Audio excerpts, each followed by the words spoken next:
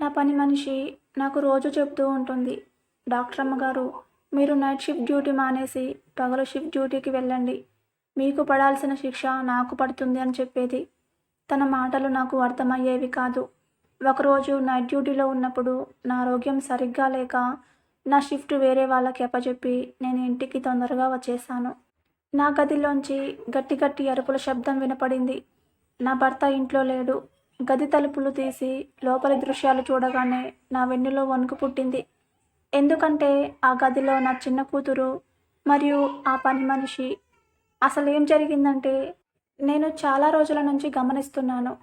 ఆ పని మనిషి ఎల్లప్పుడూ ఏదో చెప్పడానికి నా దగ్గరకు వచ్చేది, కానీ నాకు ఏమీ చెప్పకుండా వెళ్ళిపోయేది. నాకు అర్థమైంది, తను నాకు ఏదో చెప్పాలనుకుంటుందని. నేను 5-6 సార్లు చూసిన తర్వాత తనని పిలిచి అడిగాను, రాజేశ్వరి, అంతా బాగానే ఉంది కదా, నువ్వేమన్నా నాతో మాట్లాడాలనుకుంటున్నావా? నేను అనుకున్నాను తనకు ఏమన్నా డబ్బు అవసరం ఉంటుందని. ఎందుకంటే వాళ్ళకు వచ్చే జీతం తక్కువ కాబట్టి. అందుకే నేను తనని అడిగాను, ఏమైనా డబ్బులు అవసరం ఉన్నాయా అని. రాజేశ్వరి చెప్పింది, లేదమ్మా, నాకు డబ్బు అవసరం ఏమీ లేదు, కానీ నేను మీతో వేరే విషయం గురించి మాట్లాడాలనుకుంటున్నాను. తన ముఖంలో ఏదో గందరగోళం కనిపిస్తుంది. తను చాలా టెన్షన్ పడుతుంది. అది స్పష్టంగా కనపడుతుంది. రాజేశ్వరి, ఏదైనా విషయం ఉంటే తొందరగా చెప్పు. నేను హాస్పిటల్కి వెళ్ళాలి. డ్యూటీకి టైం అయింది. నేను మీకు ఒకే మాట చెప్పాలనుకుంటున్నాను. దయచేసి మీరు నైట్ షిఫ్ట్ డ్యూటీ మానేసేయండి. నేను ఆశ్చర్యంగా మరియు కోపంగా తన వైపు చూశాను. తను ఈ విధంగా చెప్పడంలో అర్థమేంటి? నన్ను నైట్ డ్యూటీకి వెళ్ళొద్దని సలహా ఇవ్వడానికి తనకేం అధికారం ఉంది? తను నాకేమవుతుంది? నాకు సలహా ఇచ్చిన ఆ వ్యక్తి కోపంగా ఉన్న నన్ను చూసి ఏం మాట్లాడకుండా అక్కడి నుంచి తిరిగి వెళ్ళిపోయింది. బహుశా నేను నైట్ డ్యూటీకి వెళ్ళాక తనకు ఎక్కువ పని చేయాల్సి వస్తుందేమో, అందుకే తను ఈ విధంగా చెబుతుందని అనుకున్నాను. కానీ ఈ మధ్య చాలా రోజుల నుంచి తన ప్రవర్తనలో చాలా మార్పు ఉంది. అందుకే నేను తనని గమనిస్తూ ఉండాలి అని అనుకున్నాను. అన్నిటికంటే ముందు తన మనసులో ఏముందో నాకు తెలియాలి కదా. సరే అనుకొని నేను ఆ రోజు హాస్పిటల్కి వెళ్ళిపోయాను. నేను ఇంతకుముందు ఉదయం డ్యూటీలు చేసేదాన్ని. గత 4 సంవత్సరాల నుంచి నైట్ షిఫ్ట్ డ్యూటీలు చేసుకుంటున్నాను. నాకేం సమస్య లేదు, ఎందుకంటే పిల్లలు పెద్దవాళ్ళు అయిపోయారు. రాత్రి సమయంలో పని ఒత్తిడి తక్కువగా ఉంటుందని. అయినా కూడా నేను రాజేశ్వరిని ఫుల్ టైం పని మనిషిగా పెట్టుకున్నాను. కాబట్టి తను పగలు రాత్రి మా ఇంట్లోనే ఉండేది. సాయంత్రం అయితే నా భర్త కూడా పని మీద బయటకు వెళ్ళేవాడు. అందుకే నాకు ఎటువంటి చింత ఉండేది కాదు. కానీ గత కొద్ది రోజులుగా రాజేశ్వరి మీద నాకు విచిత్రమైన ఆలోచనలు వస్తున్నాయి. తను నా వెనకాల నాకు తెలియకుండా ఏదైనా తప్పు పని చేస్తుందా? నా పక్కనే ఉండే ఆడవాళ్ళు అప్పుడప్పుడు మాట్లాడుకునేవాళ్ళు. ఆ మాటలు వినేదాన్ని. ఇదే విధంగా ఒక స్త్రీ తన ఇంటిని ఒక పని మనిషి చేతికిచ్చి ఆమె ఉద్యోగం చేసేది. దాంతో ఆమె భర్త ఆ పని మనిషితో బిహేవియర్ సరిగా లేదు. ఎవరికీ తెలియకుండా పెళ్లి కూడా చేసుకున్నారు. ఎప్పుడైతే ఈ వార్త విన్నానో అప్పటి నుంచి నాలో ప్రశాంతత ఉండేది కాదు. ఒకవైపు నా భర్త మీద నాకు గట్టిగా నమ్మకం ఉంది. ఆయన ఇలాంటి పనులు చేసి నాకు అన్యాయం చేయరు. అలాగే నాకు ఆ పని మనిషి మీద కూడా గట్టి నమ్మకం ఉంది. తను నిజాయితీ ఉన్న వ్యక్తి. కానీ ఒక వ్యక్తి పరిస్థితులను బట్టి మారడానికి ఎక్కువ సమయం పట్టదు. అందుకని నా భర్త మరియు పని మనిషిని ఎల్లప్పుడూ గమనిస్తూ ఉండాలని నిర్ణయించుకున్నాను. నేను నైట్ షిఫ్ట్ డ్యూటీ చేయడం వల్ల ఉదయం చాలా లేటుగా లేచేదాన్ని. అందుకు నా భర్త రాజేశ్వరి వండిన టిఫిన్ తినేసి వెళ్ళిపోయేవారు. అప్పుడు నేను ఇలా అనుకునేదాన్ని, ఆయనకు నేను టిఫిన్ చేసి వడ్డించాలి అని. కానీ రాత్రంతా డ్యూటీ చేసి అలసిపోవడం వల్ల ఉదయం తొందరగా లేవడం నా వల్ల కాదు. ఉదయం 6 గంటలకు డ్యూటీ కంప్లీట్ చేసుకొని వచ్చి పడుకోగానే నేను గాఢమైన నిద్రలోకి జారుకుంటాను. ఆపై లేవాలి అనిపించదు. నేను ఉదయం 6 గంటలకు పడుకుంటే మధ్యాహ్నం 2 గంటలకు లేచేదాన్ని. వెంటనే బ్రేక్ఫాస్ట్ చేసి నేను నా ప్రైవేట్ క్లినిక్లో వెళ్ళి కూర్చునేదాన్ని. ఎందుకంటే నేను ఒక హాస్పిటల్లో పనిచేస్తూనే ప్రైవేట్గా ఒక క్లినిక్ కూడా నడుపుతున్నాను. అందులో పేదవారికి ఉచితంగా వైద్యం చేసేదాన్ని. సాయంత్రం క్లినిక్ నుంచి వచ్చాక ఫ్రెష్ అప్ అయ్యి టీ తాగేసి హాస్పిటల్కి వెళ్ళేదాన్ని. అప్పుడప్పుడు నా భర్త కూడా నాకు విచారం వ్యక్తం చేసేవారు, నీతో గడపడానికి అసలు సమయం దొరకడం లేదు. నువ్వు నీ జీవితాన్ని చాలా బిజీ చేసుకున్నావు. అందులో నాకు అసలు సమయం హెచ్చించడం లేదు. నా భర్త చాలా మంచివారు. నేను ఆ మాటలు త్వరగా అంగీకరించాను. ఆయన కూడా నన్ను బాగా అర్థం చేసుకునేవారు. జీవితం ఈ విధంగానే నిత్యం జరిగిపోయేది. జీవితం సుఖంగా గడిచిపోతుంది. ఇలా రోజులు ప్రశాంతంగా గడిచిపోతున్నాయి. అనుకోకుండా ఒకరోజు రాజేశ్వరి నా దగ్గరకు వచ్చి, డాక్టర్ అమ్మగారు, మీరు నా మాట విని దయచేసి రాత్రి డ్యూటీని ఉదయం మార్చుకోండి. మీరు డ్యూటీకి వెళ్ళిపోయాక మీరు చేసిన దానికి పడాల్సిన శిక్ష నేను అనుభవిస్తున్నాను. ఈసారి తను చాలా కోపంగా చెప్పింది. ఈ మాట చెప్పి అక్కడి నుంచి వెళ్ళిపోయింది. తన మాట విని నేను ఆశ్చర్యంగా తన వైపు చూస్తూ ఉండిపోయాను. తను ఎందుకు అలా మాట్లాడింది? నాకు పడాల్సిన శిక్ష, దానికి అర్థం ఏంటి? ఇది ఆలోచిస్తే నా కాళ్ళ కింద భూమి లాగేసినట్లయింది. ఈ మాట విన్నాక నా భర్త మీద నమ్మకం సన్నగిల్లింది. తర్వాత నేను ఆలోచించాను, లేదు, ఈ విధంగా జరగదు. కానీ నేను తెలుసుకోవాలి, తను ఎందుకు ఈ విధంగా మాట్లాడుతుంది. రాత్రి డ్యూటీ మానేసి పగలు డ్యూటీ చేసుకోండి అని ఇన్నిసార్లు చెప్పడంలో తన ఆంతర్యం ఏమిటి? నేను ఒక డాక్టర్ని. నేను నా జీవితాన్ని నీతి నిజాయితీతో కొనసాగిస్తున్నాను. ఎప్పుడూ ఎవరి నుంచి ఏమీ ఆశించలేదు. హాస్పిటల్లో నాకు ఏ డ్యూటీ వేసినా నేను మనస్ఫూర్తిగా స్వీకరించడానికి నిర్వర్తించేదాన్ని. ఇప్పుడు కూడా రాత్రి షిఫ్ట్ డ్యూటీ వేశారు. నాకేమీ ఇబ్బంది లేదు. నేను దాన్ని నిర్వర్తిస్తాను. ఇప్పుడు ఉన్నట్టుండి మార్చండి అంటే నా మాట పోతుంది. ఇంతకాలం వాళ్లకు నా మీద ఉన్న నమ్మకం పోతుంది. హాస్పిటల్లో పనిచేసే సిబ్బంది అందరూ నన్ను చాలా గౌరవిస్తారు. నా మాటకు విలువనిస్తారు. వాళ్ళ నమ్మకాన్ని నేను వమ్ము చేయలేను. అలాగని నా కుటుంబం విచ్ఛిన్నమవుతుంటే చూస్తూ ఊరుకోను. ఆలోచించి ఏదో ఒకటి చేయాలి అనుకున్నాను. రాజేశ్వరి 1 సంవత్సరం నుంచి నా దగ్గర పనిచేస్తుంది. ఇప్పటి వరకు తన వల్ల నాకు కానీ నా వల్ల తనకు కానీ ఏ ఇబ్బంది కలగలేదు. తను ఒక విధవరాలు. తన భర్త యాక్సిడెంట్లో చనిపోయాడు. తనకి 2 పిల్లలున్నారు. వాళ్ళను పోషించుకోవడం కోసం మా ఇంట్లో పనిచేస్తుంది. నేను తనని పనిలో తీసుకున్నప్పుడే చెప్పాను, నువ్వు 24 గంటలు ఇక్కడే ఉండాలి అని. ఎందుకంటే తన పిల్లల్ని చూసుకోవడానికి తన తల్లిదండ్రులు ఉన్నారు. వాళ్ళంతా వాళ్ళ ఊరిలో ఉంటారు. తను ఒక్కతే మా ఇంట్లో ఉంటుంది. తనకు వచ్చిన జీతాన్ని తన పిల్లల ఖర్చులకి తన ఊరికి పంపేది. నువ్వు కావాలనుకుంటే నీ పిల్లల్ని కూడా ఇక్కడికి పిలిపించుకో అని, నువ్వు ఎక్కడ ఉంటున్నావో నీ పిల్లలు కూడా ఇక్కడే ఉండొచ్చు కదా అని నేను తనకు చాలాసార్లు చెప్పాను. విషయమేమో తెలియదు కానీ తను ఒప్పుకునేది కాదు.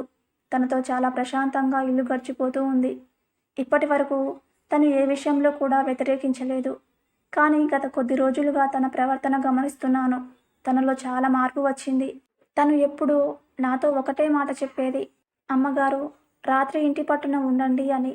నాకు అర్థమయ్యేది కాదు. అయినా రాత్రి ఇంట్లో ఏం జరుగుతుంది? తను ఎందుకు ఇంత టెన్షన్ పడుతుంది? నాకెందుకు ఎన్నిసార్లు సలహా ఇస్తుంది అని ఆలోచించసాగాను. ఒకరోజు డ్యూటీలో ఉండగా అనుకోకుండా ఒక నర్స్ నా దగ్గరికి వచ్చి, ఒక మహిళ మిమ్మల్ని కలవడానికి చాలా దూరం నుంచి వచ్చిందట అని చెప్పింది. ఆమె ఏమైనా పేషెంటా అని అడిగాను. ఎందుకంటే ఆ సమయంలో నా డ్యూటీ ఎమర్జెన్సీ వార్లో ఉంది. లేదు, తను మీకు బంధువట. నన్ను కలవడానికి నా బంధువులు ఎవరు ఈ సమయంలో హాస్పిటల్కి రారే అని ఆలోచిస్తూ బయటకు వచ్చేసరికి ఎవరో నాకు తెలియని మహిళ వచ్చి ఉంది. నేను ఆశ్చర్యంగా తనను చూస్తూ, మీరు ఎవరు? నన్ను ఎందుకు కలవాలనుకుంటున్నారు అని అడిగాను. మీరు డాక్టర్ స్నేహ గారా అంది. అవును, నేనే డాక్టర్ స్నేహాని, చెప్పండి అని అన్నాను. నా మాట విని తను ఒక్కసారిగా మొబైల్ కెమెరాతో నా ఫోటో తీసుకొని అక్కడి నుంచి వెళ్ళిపోయింది. ఒక్క నిమిషం నాకు ఏం జరుగుతుందో అర్థం కాలేదు. నేను తేరుకునేలోగా తను నా నుంచి చాలా దూరం పరిగెత్తింది. నేను వెంటనే తన వెనకాల పరిగెత్తాను. తను ఎవరు, నా ఫోటో ఎందుకు తీసుకుంది అని అడుగుదామనుకున్నాను. కానీ తను చాలా వేగంగా పరిగెత్తుకుంటూ నా నుంచి చాలా దూరం వెళ్ళిపోయింది. నేను చాలా బాధతో ఆలోచిస్తూ, దేవుడా, ఏం జరుగుతుందో నాకు అర్థం కావడం లేదు. ఆ మహిళ ఎవరు? ఇక్కడికి ఎందుకు వచ్చింది? నాకు చాలా గందరగోళంగా ఉంది. నాకు ఏదో చెడు జరగబోతుంది అని అనిపిస్తుంది. నా జీవితంలో ఏదో పెద్ద అవాంతరం రాబోతుందని నా 6th సెన్స్ చెప్తుంది. నాకు తెలుసు, నేను నా కుటుంబాన్ని మరియు నా భర్తను అసలు పట్టించుకోవట్లేదు. కారణం, నేను నైట్ డ్యూటీ చేయడం వల్ల చాలా అలసిపోయి ఉంటున్నాను. పగలు నేను పడుకుని లేచేసరికి నా భర్త డ్యూటీకి వెళ్ళిపోయి ఉంటారు. సాయంత్రం నేను డ్యూటీకి బయలుదేరేసరికి ఆయన ఇంకా ఆఫీస్ నుంచి వచ్చి ఉండరు. చాలా విచిత్రమైన జీవితం అయిపోయింది. కొన్ని రోజుల నుంచి నా భర్తతో నేను సరిగ్గా మాట్లాడలేకపోతున్నాను. ఇది ఆలోచిస్తూ నేను వెంటనే నా ఫోన్ తీసుకొని నా భర్తకు ఫోన్ చేశాను. కనీసం ఫోన్లో ఆయన తనతో మాట్లాడదామని. కానీ ఆయన ఫోన్ లిఫ్ట్ చేయలేదు. నేను ఆయన ఆఫీస్ నెంబర్కి కాల్ చేశాను. అక్కడ సెక్రటరీ ఫోన్ తీసి, ఆయన చాలా రోజుల నుంచి ఆఫీస్కి రావడం లేదు అని సమాధానం చెప్పారు. ఈ విషయం నాకు అసలు తెలియదు. ఆయన అసలు ఆఫీస్కి వెళ్తున్నారా లేదా అనేది కూడా గమనించలేదు. కానీ బాధపడే విషయం ఏంటంటే ఆయన రోజు ఆఫీస్కి అని బయలుదేరేవారు. మరి ఆయన ఎక్కడికి వెళ్తున్నారు? మరుసటి రోజు నేను సెలవు పెట్టుకున్నాను. ఈ విషయం ఇంట్లో చెప్పగానే అందరూ చాలా సంతోషపడ్డారు. అందరికంటే ఎక్కువగా పని మనిషి రాజేశ్వరి ముఖం సంతోషంతో వెలిగిపోతుంది. రాత్రి భోజనం చేసుకొని చల్లగాలి కోసం అలా బయటకు వచ్చాను.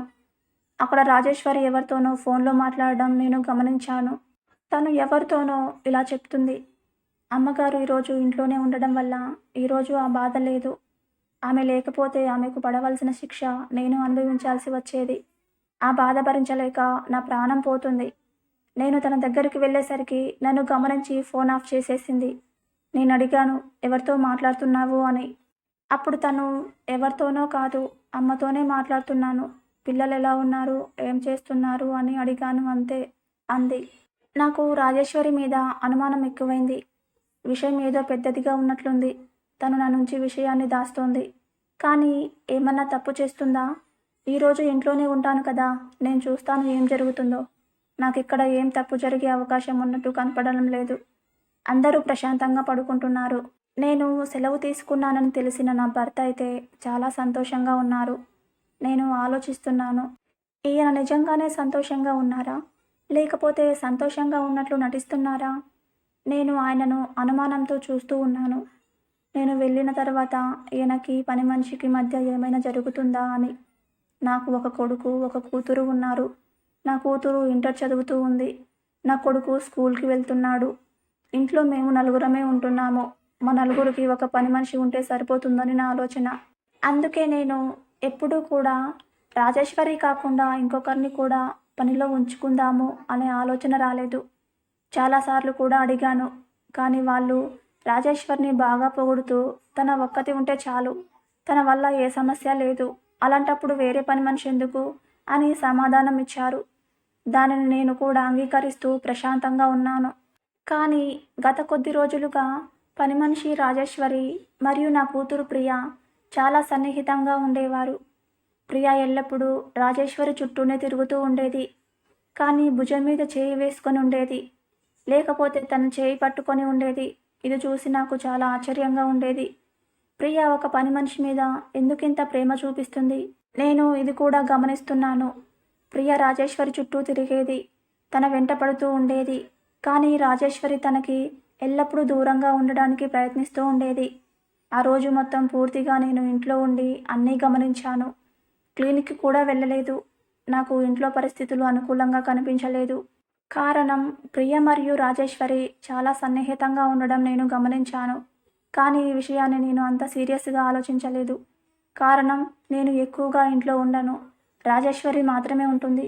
కాబట్టి ప్రియ తనతో ఎక్కువగా చనువుగా ఉన్నట్లుంది అనుకున్నాను. నాకు తెలియకుండా ఇంకా ఏమైనా విషయం ఉందా? నేను ఇంట్లో ఉండి అన్నీ చూశాను. నాకు ఎలాంటి విషయం అనుమానాస్పదంగా కనిపించలేదు. కానీ తెలియడం లేదు రాజేశ్వరి డ్రామాలు ఎప్పుడు అంతమవుతాయో. నేను మరుసటి రోజు యథావిధిగా నా నైట్ డ్యూటీ ఉద్యోగాన్ని కొనసాగించాను. 2 రోజుల తర్వాత నేను ఉదయం తొందరగా లేచాను. సాయంత్రం నా స్నేహితురాలి బర్త్డే పార్టీకి వెళ్ళాలి. తన కోసమే గిఫ్ట్ కొందామని ఆలోచిస్తూ మార్కెట్కి వెళ్ళాను. నాకు ఎదురుగా కనిపించే దృశ్యం నన్ను పూర్తిగా రాయిగా మార్చేసింది. నేను ఒక చోట ఆగవలసి వచ్చింది. అసలు విషయం చూడగానే నాకు మతిపోయింది. నా భర్త ఒక హాస్పిటల్లోకి వెళ్తున్నాడు. ఆయనకి హాస్పిటల్కి వెళ్ళాల్సిన అవసరం ఏముంది? ఆయనకేమీ ఇబ్బంది లేదు, ఆయన ఆరోగ్యం చాలా బాగుంది అని అనుకుంటూ నేను కూడా అతన్ని వెనకాల అనుసరించాను. ఆయన హాస్పిటల్లో గదిలోకి వెళ్ళారు. నేను గది కిటికీలోంచి తొంగి చూశాను. ఆయన ఎవరో మహిళకు డబ్బులు ఇస్తున్నారు. ఆ మహిళ ఎవరు అన్నది నేను గుర్తించలేకపోయాను. ఎందుకంటే ఆ మహిళ వీపు నా వైపు చేసి నిలబడి ఉంది. తనని నేను చూడలేకపోయాను. ఆమెకు డబ్బు ఇచ్చి చేయి కలిపి నా భర్త వెంటనే అక్కడి నుంచి వెళ్ళిపోయారు. ఆయన వెళ్ళిపోయిన వెంటనే ఆ మహిళ ఫోన్ తీసుకొని ఎవరికో ఫోన్ చేసింది. కొంతసేపటి తర్వాత ఒక మహిళ వచ్చింది. ఆమెను కళ్ళప్పగించి చూస్తూ ఉండిపోయాను. ఆమె ఎవరో కాదు, నా పని మనిషి రాజేశ్వరి. ఆ మహిళ రాజేశ్వరికి డబ్బులు ఇచ్చింది. దానికి ధన్యవాదాలు తెలిపి అక్కడి నుంచి వెళ్ళిపోయింది. ఇదంతా ఏంటి? ఏం జరుగుతుంది? ఇక్కడ నా చుట్టూ ఏదో జరుగుతుంది. నాకు ఏమీ అర్థం కావడం లేదు. ముందు నా భర్త వచ్చి ఒక గుర్తు తెలియని మహిళకు డబ్బులు ఇచ్చాడు. నా భర్త ఇచ్చిన డబ్బు నుంచి కొంత డబ్బులు ఆ మహిళ రాజేశ్వరికి ఇచ్చింది. దీనిలో రహస్యం ఏముంది అని ఆలోచిస్తుండగా ఆమె నా వైపుకు తల తిప్పగా ఆమెను చూసి నేను దిగ్భ్రాంతికి లోనయ్యాను. నేను ఆ మహిళను ఎలా మర్చిపోగలను? ఇన్ని రోజులు గడిచిపోయినా కూడా ఆమె ముఖం నా మనసులో ముద్రించబడి ఉంది. ఆ మహిళ ఎవరో కాదు. ఆ రోజు నా ఫోటో తీసుకొని నాకు దొరకకుండా పారిపోయింది. ఈమెకు నా భర్తకు ఏం సంబంధం ఉంది? ఇప్పుడే వెళ్ళి నేను అడుగుతాను అని అనుకుంటూ ఉండగా ఆవిడ దగ్గరకు మరొక వ్యక్తి వచ్చాడు. ఇద్దరు చేతులు పట్టుకొని అక్కడి నుంచి వెళ్ళిపోయారు. ఇదంతా చూసిన నేను డిసైడ్ అయిపోయాను. తప్పకుండా నాకు వ్యతిరేకంగా ఏదో విషయం జరగబోతుంది. దానిలో నా భర్త, పని మనిషి రాజేశ్వరి వీరిద్దరి ప్రమేయం ఉంది. నేను నిర్ణయం తీసుకున్నాను. ఎలాగైనా వీళ్ళిద్దరినీ ఈరోజు రెడ్ హ్యాండెడ్గా పట్టుకుంటాను. రాత్రి ఎప్పుడైతే నేను నైట్ డ్యూటీకి వెళ్ళడానికి సిద్ధమయ్యానో అదే సమయంలో నా భర్త కూడా ఇంటికి వచ్చి ఇలా అన్నారు, నేను కూడా నీతో పాటు బయటకు వస్తాను. ఈరోజు నాకు ఒక ముఖ్యమైన పనుంది. నేను బయటకు వెళ్ళాలి అని చెప్పారు. సరే పోనీ, ఈరోజు కాకపోతే రేపైనా నేను వీళ్ళని పట్టుకొని తీరుతాను. రహస్యాన్ని కనుక్కుంటాను. హాస్పిటల్లో కూడా నేను ఇదే విషయాలు ఆలోచిస్తున్నాను. ఆలోచించి తల బద్దలైపోతుంది. నాకు తలనొప్పి బాగా ఎక్కువైపోయింది. సర్జన్ డాక్టర్ గారు రౌండ్స్కి వచ్చి నా పరిస్థితి చూసి, మీరు నైట్ డ్యూటీ చేయలేరు, మీరు ఇంటికి వెళ్ళిపోండి అని చెప్పారు.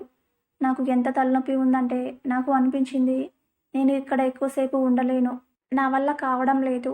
ఇక్కడే ఉంటే నా ఆరోగ్యం ఇంకా క్షీణిస్తుంది అనుకొని వేరే డాక్టర్కి నా షిఫ్ట్ అప్పగించి ఇంటికి బయలుదేరి వెళ్ళిపోయాను. ఇంతకుముందు ఎప్పుడూ కూడా ఇలా జరగలేదు. ఎప్పుడూ కూడా నేను డ్యూటీ మధ్యలో మానేసి ఇంటికి రాలేదు. ఇంటి తలుపు బంద్ చేసి ఉండటంతో వాళ్ళని డిస్టర్బ్ చేయడం ఎందుకని నేనే నా దగ్గర ఉన్న తాళంతో లోపలికి వెళ్ళాను. లోపలికి వెళ్ళేసరికి నాకు అర్థమైంది నా భర్త ఇంకా రాలేదు. ఆయన వచ్చి ఉంటే ఆయన బండి బయట ఉండేది. నేను నా గది వైపు వెళ్తున్నాను. అనుకోకుండా నాకు పెద్ద కేకలు, అరుపులు వినిపించాయి. నేను ఆశ్చర్యపోయాను. ఈ శబ్దాలు పైనుంచి వస్తున్నాయి. నేను వెంటనే అటువైపుగా పరిగెత్తాను. ఆ శబ్దాలు ఇంకా నా కూతురి గది నుంచి వస్తున్నాయి.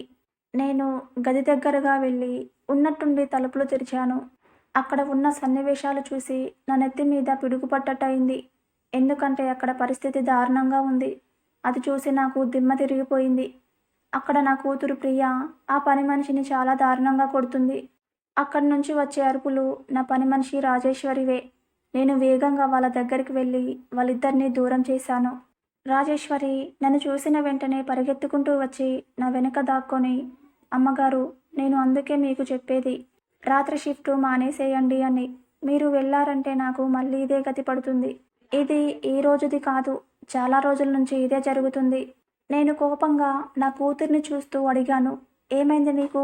ఎందుకు రాజేశ్వర్ని ఇలా కొడుతున్నావు? తను ఏం చేసింది నీకు? తనని ఇంత దారుణంగా నువ్వు కొడుతున్నావు? నా కూతురు ముందుకొచ్చి నన్ను కూడా గట్టిగా ఒక తోపు తోసింది. మరియు ఈ విధంగా చెప్పింది, మీరు ఎవరో కానీ నాకు మా అమ్మకు మధ్య రావద్దు, ఇక్కడి నుంచి వెళ్ళిపోండి అని చెప్పింది. తన పరిస్థితి చాలా విచిత్రంగా ఉంది. నేను కళ్ళు పెద్దగా చేసి కోపంగా తన వైపు చూస్తూ ఉన్నాను. నువ్వు ఏం వాగుతున్నావు? నేనే మీ అమ్మని. తను నీ అమ్మ కాదు. నాకు అనిపిస్తుంది తన స్పృహలో లేదని. ఒకవైపు రాజేశ్వరి భయంతో వణికిపోతుంది. తన ఒంటి మీద గాయాలు ఉన్నాయి. నా కూతురు కోపంతో గదిలోని సామాన్లను అటు ఇటు పడేస్తుంది. తనని తాను ఏమైనా చేసుకుంటుందేమో అని భయమేస్తుంది. వెంటనే నా బ్యాగ్లో ఉన్న మత్తు ఇంజెక్షన్ తీసి ప్రియకి ఇంజెక్ట్ చేశాను. తనిప్పుడు ప్రశాంతంగా మంచం మీద పడుకొని ఉంది. నేను వెంటనే రాజేశ్వరిని చూశాను. తను భయంతో దిక్కులు చూస్తూ ఉంది. నాకు ఇక్కడ ఏం జరిగింది, ఏం జరుగుతుందో అర్థం కావడం లేదు. నేను తనని అడిగాను, ఇక్కడ ఏం జరిగింది? ఇది ఎప్పటి నుంచి జరుగుతుంది? నువ్వు నాకు ఎందుకు చెప్పలేదు అని అడిగాను. మీరు నా వెంట రండి, మీకు అన్ని విషయాలు చెప్తాను అనింది. నేను నా కూతుర్ని చూసి చాలా బాధపడ్డాను. తనకు ఏమైంది? తను నన్ను గుర్తించలేకపోతుంది అని ఆలోచిస్తున్నాను. రాజేశ్వరి వెంటనే ఎక్కడ ప్రియ లేచి తనని మళ్ళీ పట్టుకుంటుందో అని భయపడి గది నుంచి బయటకు పరిగెత్తింది. నేను తన వెంట కిందకి వచ్చాను. రాజేశ్వరి ఈ విధంగా చెప్పింది, మీరింతసేపు ఏదైతే చూశారో దీనికి అంతటికీ కారణం మీరే. నేను మీకు ఎన్నోసార్లు చెప్పాను రాత్రి షిఫ్ట్ డ్యూటీ వెళ్ళొద్దండి అని. కానీ మీరు నా మాట వినడానికి సిద్ధంగానే లేరు. మీరు ఒకసారి గుర్తు చేసుకోండి. మీరు చివరిసారిగా పిల్లలతో ఎప్పుడు గడిపారు? కూర్చొని వాళ్ళతో ప్రేమగా ఎప్పుడు మాట్లాడారు? వాళ్ళ మంచి చెడు గురించి ఆరా తీశారు. ఆ మాట విని నేను మాట్లాడలేకపోయాను. ఎందుకంటే తను నిజమే చెబుతుంది. నాకు చిన్నప్పటి నుంచి డాక్టర్ అవ్వాలని ఆశ ఉండేది. అందువల్ల నేను ఎన్నో కష్టాలు అనుభవించి నా కోరికను నెరవేర్చుకున్నాను. నా భర్త చాలా మంచివారు. ఆయనకు నా ఆశయం గురించి తెలుసు. అందుకే ఆయన పెళ్లి తర్వాత కూడా నేను చదవడానికి ఎటువంటి అభ్యంతరం తెలుపలేదు. మరియు పిల్లలు పుట్టిన తర్వాత నేను ఉద్యోగం చేయడానికి కూడా ఆయన ఎటువంటి అభ్యంతరం తెలుపలేదు. నాకు అనుమతిని ఇచ్చారు. మొదటి నుంచి పిల్లల్ని వాళ్ళే పెంచారు. నేను పెంచడానికి సమయం కేటాయించాలని ఉంది. కానీ ఒక డాక్టర్ అయినందువల్ల నాకు ఎన్నో బరువు బాధ్యతలు ఉండేవి. నా సమయం చాలా వరకు హాస్పిటల్లో, క్లినిక్లో గడపవలసి వచ్చేది. అయినప్పటికీ నా పిల్లలకి మంచి పెంపకం, మంచి భవిష్యత్తు ఇవ్వాలని కోరుకున్నాను. ఇది కరెక్టే. నేను వాళ్ళతో ఎక్కువ సమయం గడపలేకపోయేదాన్ని. కానీ దీని అర్థం వాళ్ళ మీద నాకు ధ్యాస లేక కాదు. వాళ్ళ మీద ప్రేమ లేక కాదు. పని మనిషి రాజేశ్వరి ఈ విధంగా చెప్పింది. ప్రియ మెల్లిమెల్లిగా డిప్రెషన్లోకి వెళ్ళిపోయింది. తనకి తల్లిదండ్రుల ప్రేమ ఎంతో అవసరం ఉంది. కానీ అది దొరకడం లేదు. ఎందుకంటే తన తల్లిదండ్రులకి తనతో గడిపే సమయం లేదు. కానీ తను చిన్నది, కాలేజీలో చదివే అమ్మాయి. తప్పుడు నిర్ణయాలు తీసుకొని తప్పుడు మార్గంలో ప్రయాణించింది. తనకి తల్లి ప్రేమ ఎంతో అవసరం. కానీ అది తనకు దొరకలేదు. తనకు మతిస్థిమితం తప్పి తన ద్వేషం, ఆవేశం నా మీద చూపిస్తుంది. గట్టిగా కొట్టడం మొదలు పెడుతుంది. ఎందుకంటే ఆ సమయంలో నన్నే తన తల్లిగా భావిస్తుంది. అందుకే తను ఎప్పుడూ మిమ్మల్ని ప్రశ్నించలేదు, ఏమీ అనలేదు. ఎప్పుడు నన్ను తల్లిగా భావించి నా మీద తన ద్వేషాన్ని, కోపాన్ని చూపించేది. ఉదయం కాగానే నన్ను క్షమించమని కోరడమే కాకుండా మీకు ఈ విషయం చెప్పకుండా ఉండడానికి నాకు డబ్బుని ఇచ్చేది. అమ్మగారు, నేను పేదదాన్ని. నా ముసలి వాళ్ళైన తల్లిదండ్రులు, 2 పిల్లల్ని పోషించే బాధ్యత నా మీద ఉంది. రాత్రి ఆమె కొట్టే దెబ్బలని భరించేదాన్ని. ఉదయం తను ఇచ్చే డబ్బులతో తను రాత్రి పెట్టిన బాధను మర్చిపోయేదాన్ని. ఒకరోజు ప్రియ నన్ను క్షమాపణ అడిగి మరియు డబ్బులు ఇచ్చే సమయంలో, నాకు నీ డబ్బులు అవసరం లేదు. నువ్వు నాతో చాలా దారుణంగా వ్యవహరిస్తున్నావు. నేను మీ అమ్మకు ఈ విషయాలని చెప్పేస్తాను. నువ్వు ఒక పిచ్చిదానివి. నిన్ను మీ అమ్మ పిచ్చి ఆసుపత్రిలో వేసేస్తుంది. అప్పుడు నీకు బుద్ధి వస్తుంది. పిచ్చి ఆసుపత్రి పేరు చెప్పగానే ప్రియ భయపడిపోయింది. ఆ భయంతో నన్ను బెదిరించసాగింది.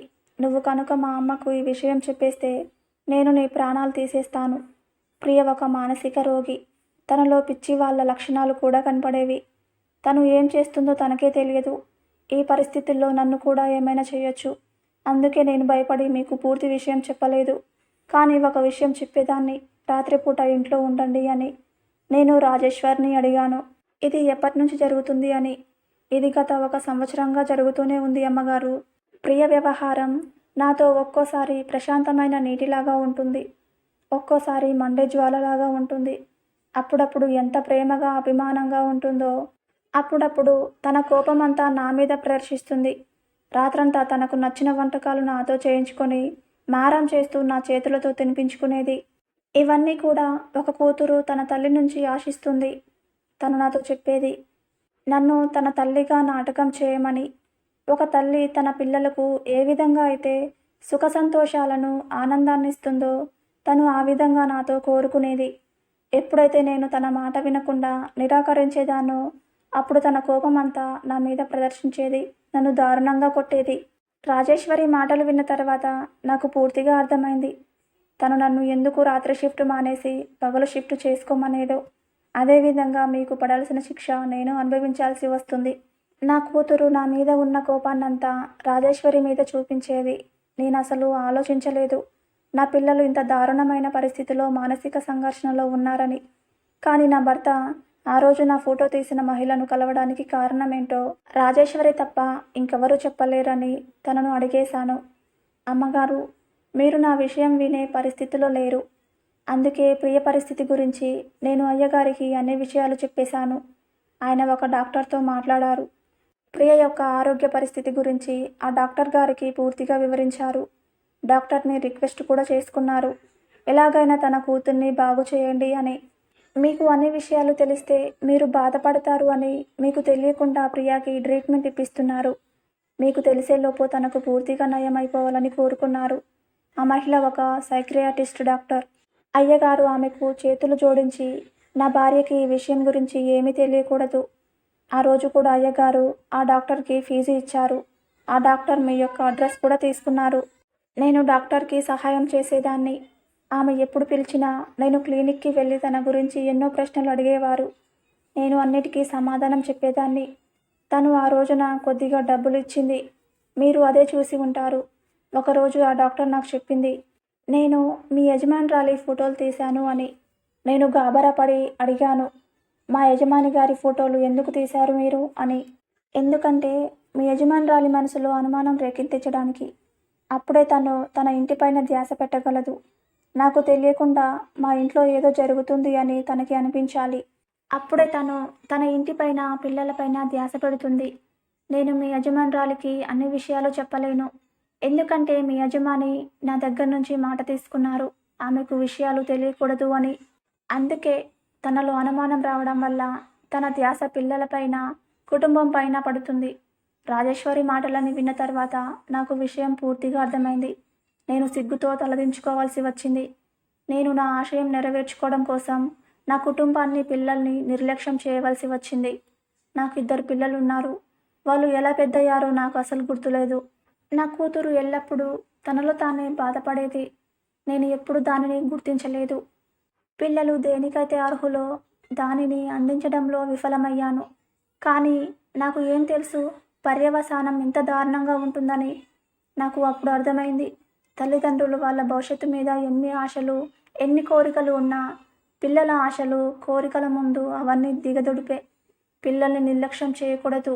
నా భర్తకు నేనంటే చాలా ఇష్టం. అందుకే నాకు విషయం తెలిస్తే నేను పశ్చాత్తాపంతో రగిలిపోతానని ఆయనే సొంతంగా విషయాలన్నీ చక్కదిద్దాలని కోరుకున్నారు. నేను ఏ విధంగా అయితే డాక్టర్గా నా వృత్తి ధర్మాలను నిర్వర్తిస్తున్నానో అలాగే ఒక తల్లిగా పిల్లల బాధ్యతలు కూడా నిర్వర్తించాలి అని నిర్ణయించుకున్నాను. ఆ రోజు తర్వాత నేను ఉదయం షిఫ్ట్ డ్యూటీ మార్చుకున్నాను. సమయం దొరికినప్పుడల్లా పిల్లలతో గడుపుతున్నాను. ఈ స్టోరీ మీకు నచ్చినట్లయితే ప్లీజ్ తప్పకుండా ఒక లైక్ చేయండి. అలాగే ఎలా అనిపించిందో కామెంట్లో తప్పకుండా తెలియచేయండి. ఇలాంటి మరిన్ని స్టోరీస్ కోసం నా ఛానల్ని సబ్స్క్రైబ్ చేసుకొని పక్కనే ఉన్న గంట సింబల్ని యాక్టివేట్ చేసుకోండి. Thank you.